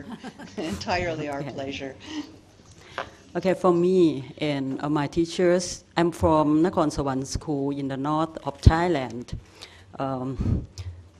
We like teaching through activities. So for teaching pronunciations, help us a lot. For teaching our students in my school. But however, we know that it's very hard. It's a problem for teaching Thai students because we have like a different accent or a different pronouncing in Thai language as well. So that's a problem for teaching and sharing our students. And for the teacher like us, not only the problem, but the big problem for us as well. For today, we like the word from one professor that you have talked about that, the language bath. This word, okay, touch our heart. For teaching the student, just not only teaching, not just teaching, but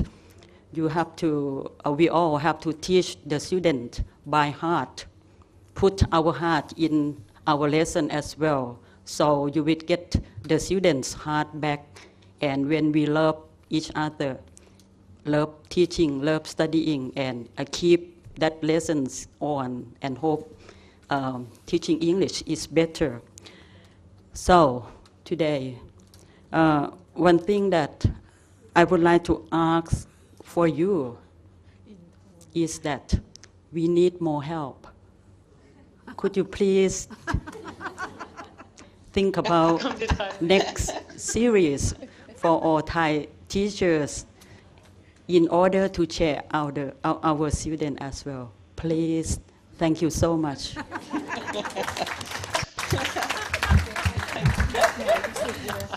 Thank you for your absolutely lovely, lovely words. I totally agree with you that pronunciation is a matter of the heart and teaching is a matter of the heart. We give our hearts to our students and our students give their hearts to us. And I hope that I can continue to help you all with your teaching of pronunciation. Perhaps I'll be able to come to Thailand and meet some of you personally. I would love to do that. I've been several times to Thailand previously and would love to return again. So we'll see, or perhaps another video conference. Okay, thank you so much. ค่ะเรียนเชิญอาจารย์ทางหัวหินมีคำถามไหมคะ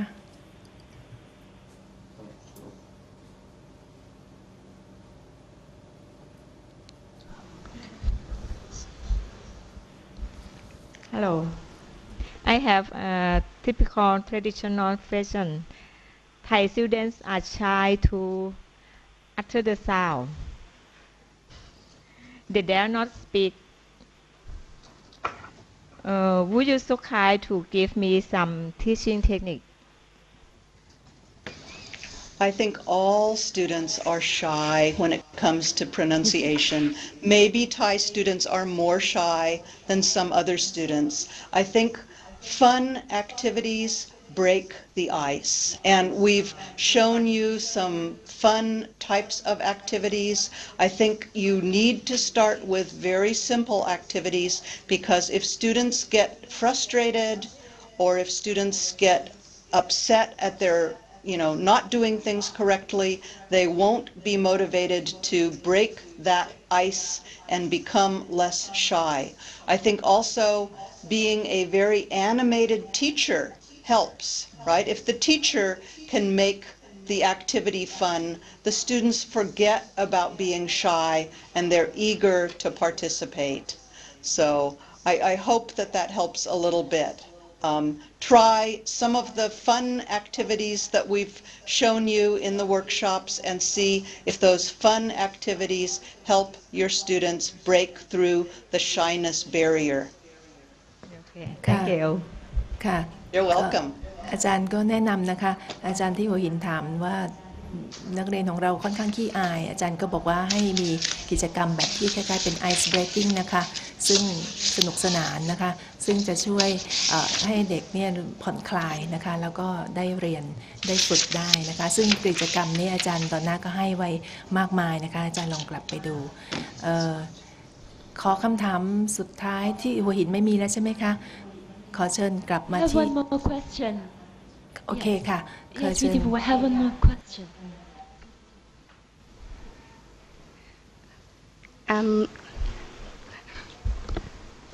My name is Suthi Phet Nam Nung. I teach the primary school. I'm not sure when I taught the student. Do you have CD material teaching pronunciation from basic alphabet A to Z and vowels or useful website for practicing pronunciation? Thank you. Yes, primary school students, that's a big challenge. I'm very proud of you that you're able to work with primary school students and teach pronunciation. I think that the alphabet is one of the best ways to start teaching pronunciation because the alphabet contains all of the sounds of English. So if you can teach your students to pronounce the alphabet, and maybe you don't teach them the entire alphabet at once, but you can take different letters of the alphabet. If you're teaching, for example, the vowel E,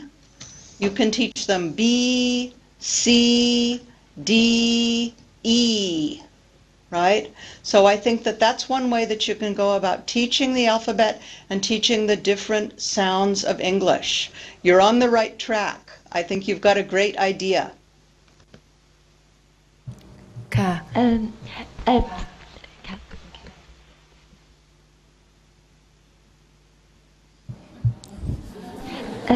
อาจารย์นราพร ค่ะ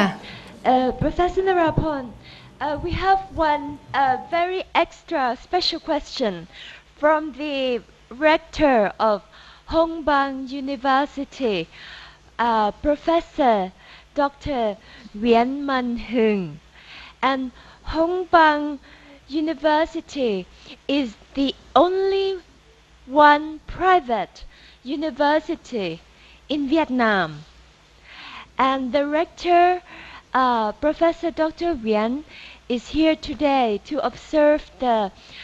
distance learning system, including the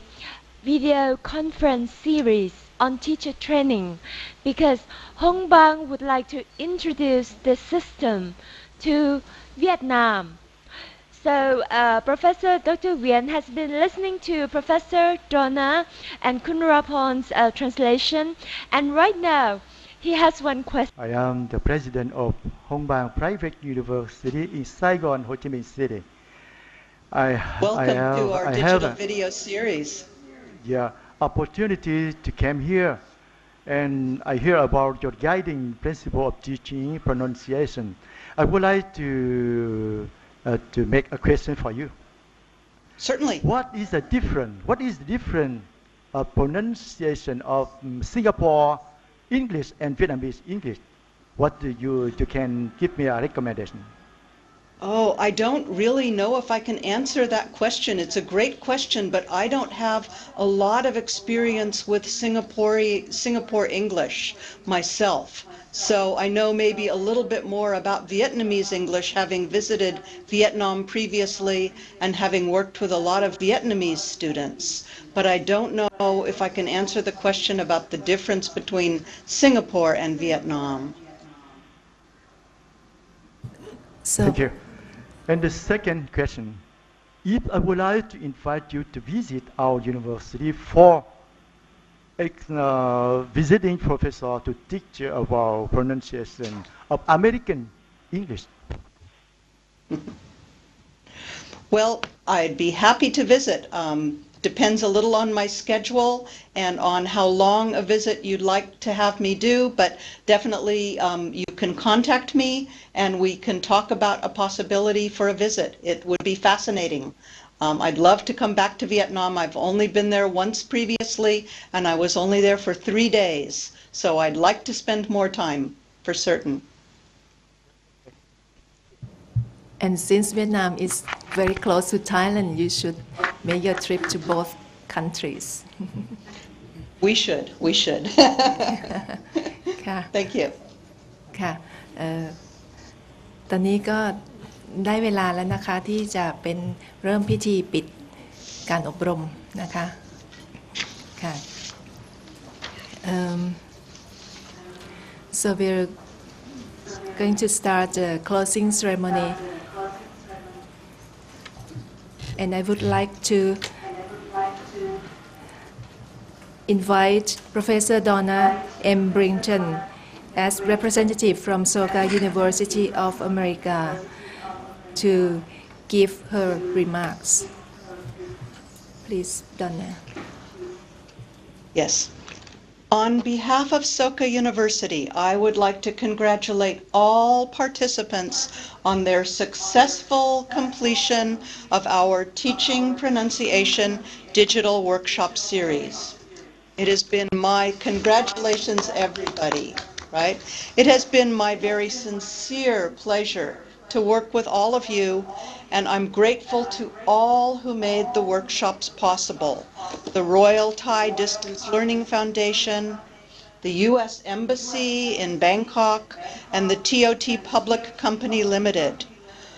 I owe a very large debt to Regional English Language Officer John Skako of the U.S. Embassy, who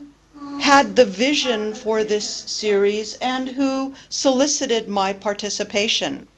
Professor Naraporn Chanocha provided an absolutely superb translation of our workshops and supported me in every possible way. At the Huawin site, Sarada Duke provided excellent moderation of our sessions. And on the U.S. side, I am grateful to the IT division of Soka University of America for its excellent technical support. In particular, I want to thank Pamela Stoika-Bishop, who has expertly facilitated every aspect of our project. Without Pamela's constant support, the digital conference would not have been possible. Dr. Tomoko Takahashi, the Vice Provost of Soka University of America and the Dean of Soka's Graduate School, has asked me to convey her heartfelt congratulations to all participants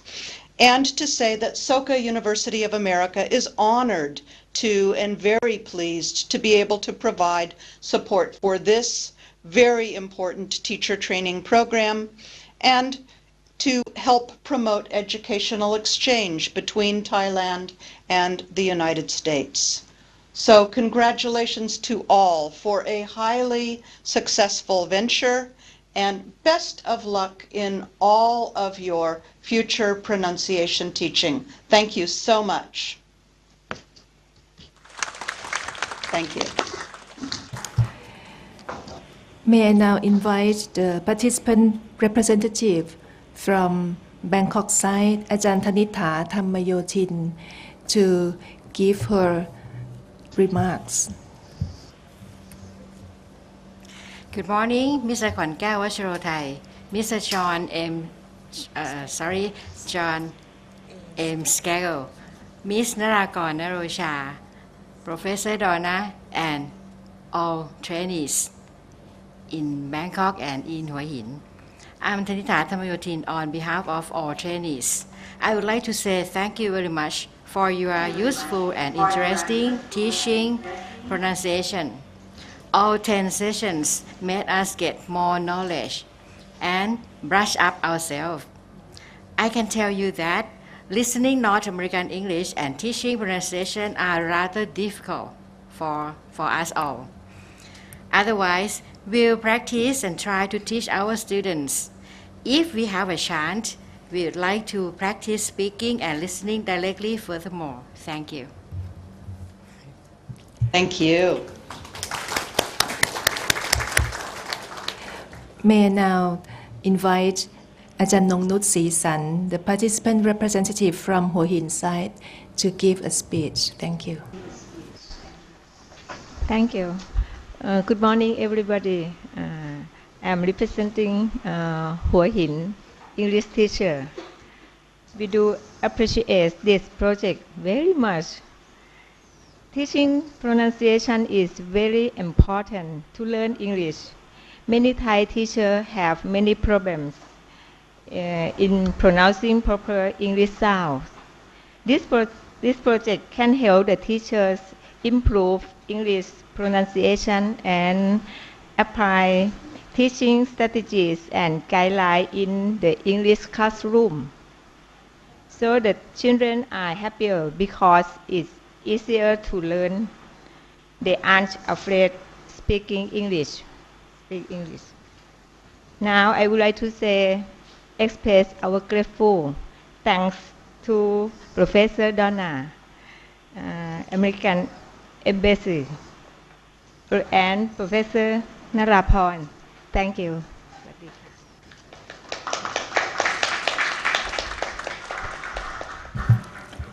Next, I would like to invite Mrs. John Skagel, the Regional English Language Officer, U.S. Embassy, Bangkok, to give a closing remarks. Thank you very much, Ajahn Naraporn. This is 2009, of course, so Happy New Year to everyone. But 2008 marked the 175th anniversary of relations between the United States and Thailand. And diplomacy, to make it effective, should be a team effort. And thus I'm reminded by that this has been a team effort here to bring Donna's considerable expertise on the subject of pronunciation to Thailand through the Distance Learning Foundation. First, I'd like to thank Donna for 10 workshops, which were both enlightening, but also interesting and entertaining sometimes. Particularly the tongue twisters. I was thinking of the kind of highlights of the 10 sessions. 20 hours is a long time to be together. And I thought for me, one of the most fun things was watching you do the tongue twisters. And I'm, as Donna mentioned earlier, trying to make the lessons more interactive and fun for the students, things like that. If it's fun for you, it's going to be even more fun for the students. I want to thank, as Donna did, Pamela Stoika-Bishop. We actually don't get to see Pamela at all, so if she's there, she must be there, so if maybe she could come in front of the camera so we could actually see her. And the rest of the technical staff at Soka University of America. There's Pamela. Thank you. Spasiba Balshoy, Pamela. Thank you very much. And Anders. And Anders also. We'll get to Anders later. I'm trying to split this up a little bit. But, Thank you, John. You're welcome. We couldn't be happier with the results, and we want to continue cooperation with Soka University of America in the future. I don't have a program in mind today, but we'll look at this. As Donna mentioned, this is a great example of educational exchange. And also the kind of public-private partnership that the embassy is trying to encourage and foster. And we hope to be able to do more of those. Donna gave me credit, but I want to give Soka University credit for stepping up when we asked last summer sometime, or last spring, if they would be interested in participating in this. Soka University agreed completely and is paying for all of the costs associated with Pamela's time, the technician, the other technicians involved, and all of the equipment and everything. My office is fortunately not paying anything. So this is really a great thing on their behalf to donate all of their time and expertise for these many sessions we've had over the last year. So thank you very much for that. I also want to thank the Distance Learning Foundation. I'm not finished yet. Kun Kwan Kao, it's nice to see you again, sir, and I hope to see you in person soon. Ajahn Naraporn, Kun Manisa, and the rest of the team, Anders, the rest of the team at the Distance Learning Foundation, for once again coordinating between the different venues we have here. Bangkok, Hua Hin, TOT, the ministry, the embassy, everybody who's involved. OBEC, Tai Tisol, thanks for doing all the great coordination. A special thanks, as Donna mentioned again, special thanks to Ajahn Naraporn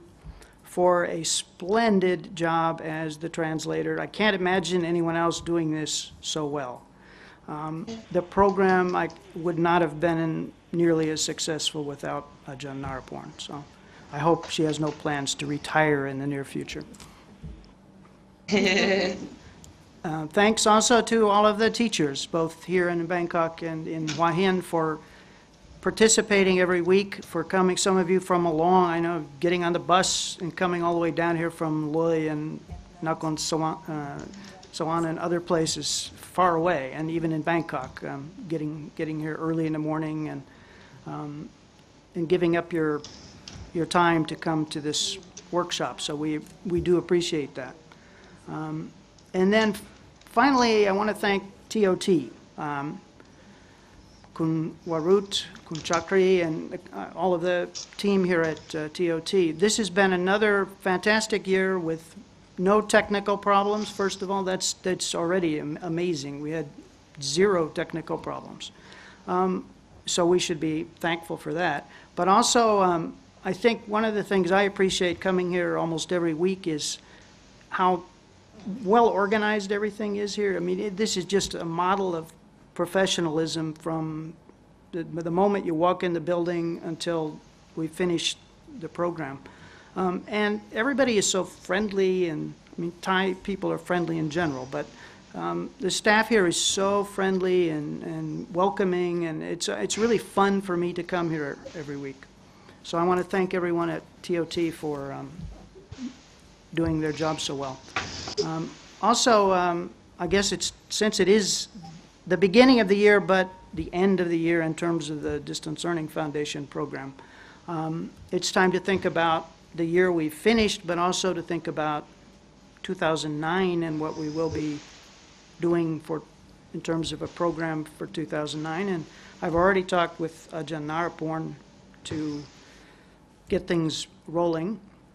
We don't have a program to announce today, but we will soon have something. So we're looking forward to another great year. On that note, I want to quote another author, not Joseph Conrad, who's one of my favorites, but the greatest non-American English author, should be easy now to tell who that is, by saying, good night, parting is such sweet sorrow that I shall say good night till it be morrow. So goodbye, good luck, until we meet again. Thank you very much.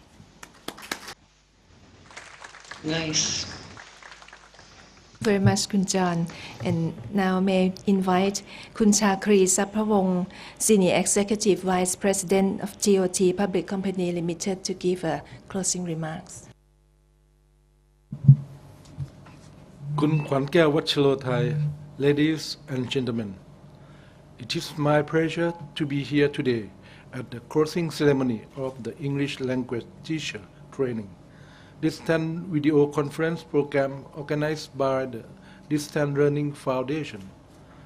The Distance Learning Foundation has organized such programs for several years, and they have been well received among teachers all over Thailand. TOT, as one of its partners, has given technical support for the video conference transmission since the first year. Realizing the importance of what the Distance Learning Foundation has been doing and the benefit gained by the teachers as well as their students, and of course the education as a whole, TOT will definitely continue to give its support to the Distance Learning Foundation. On behalf of TOT, I would like to congratulate the Distance Learning Foundation and its partners, as well as the teachers, for another great success. Thank you. ค่ะขอบคุณค่ะคุณชาครี Last but not least I would like to invite คุณขวัญแก้ววัชโรไทย Chairman of the Distance Learning Foundation to give his closing remarks please คุณขวัญแก้ว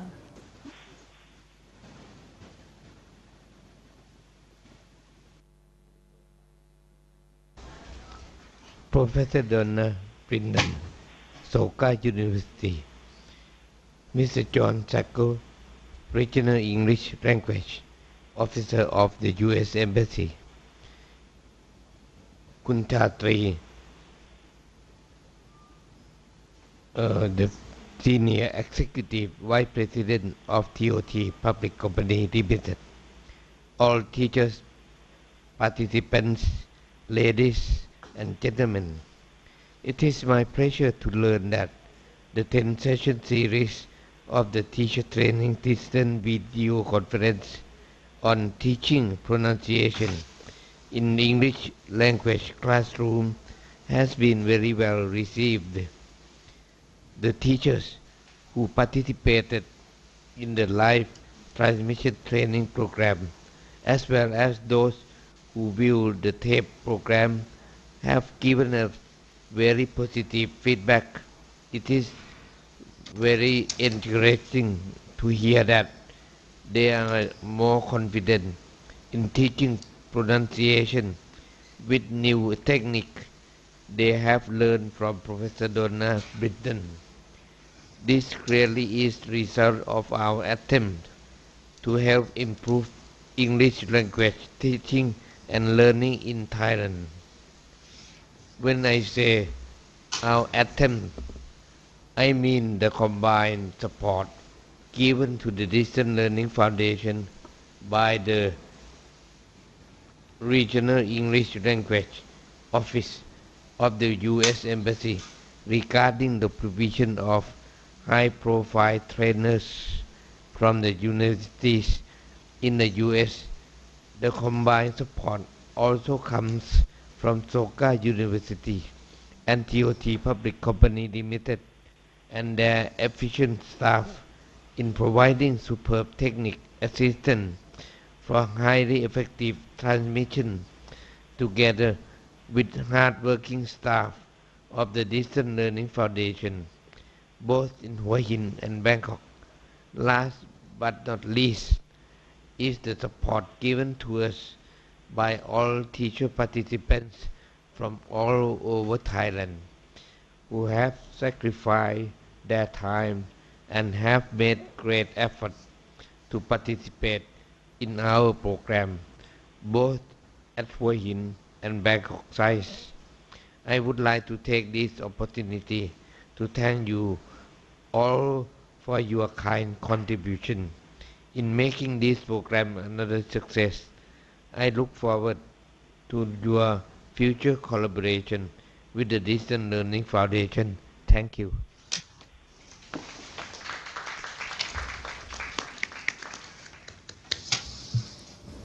Thank you very much. And now it's the time for certificate presentation, and Kun Kwan Kaew Wacharothai will grant the certificates to the participants in Hua Hin, and we will do the certificate presentation here in Bangkok. Before that, I would like to thank two very important persons from TOT who have helped us, have given us strong support from the very start, Kun Thanit and Kun Gaw Kiat. Please give big hands to them.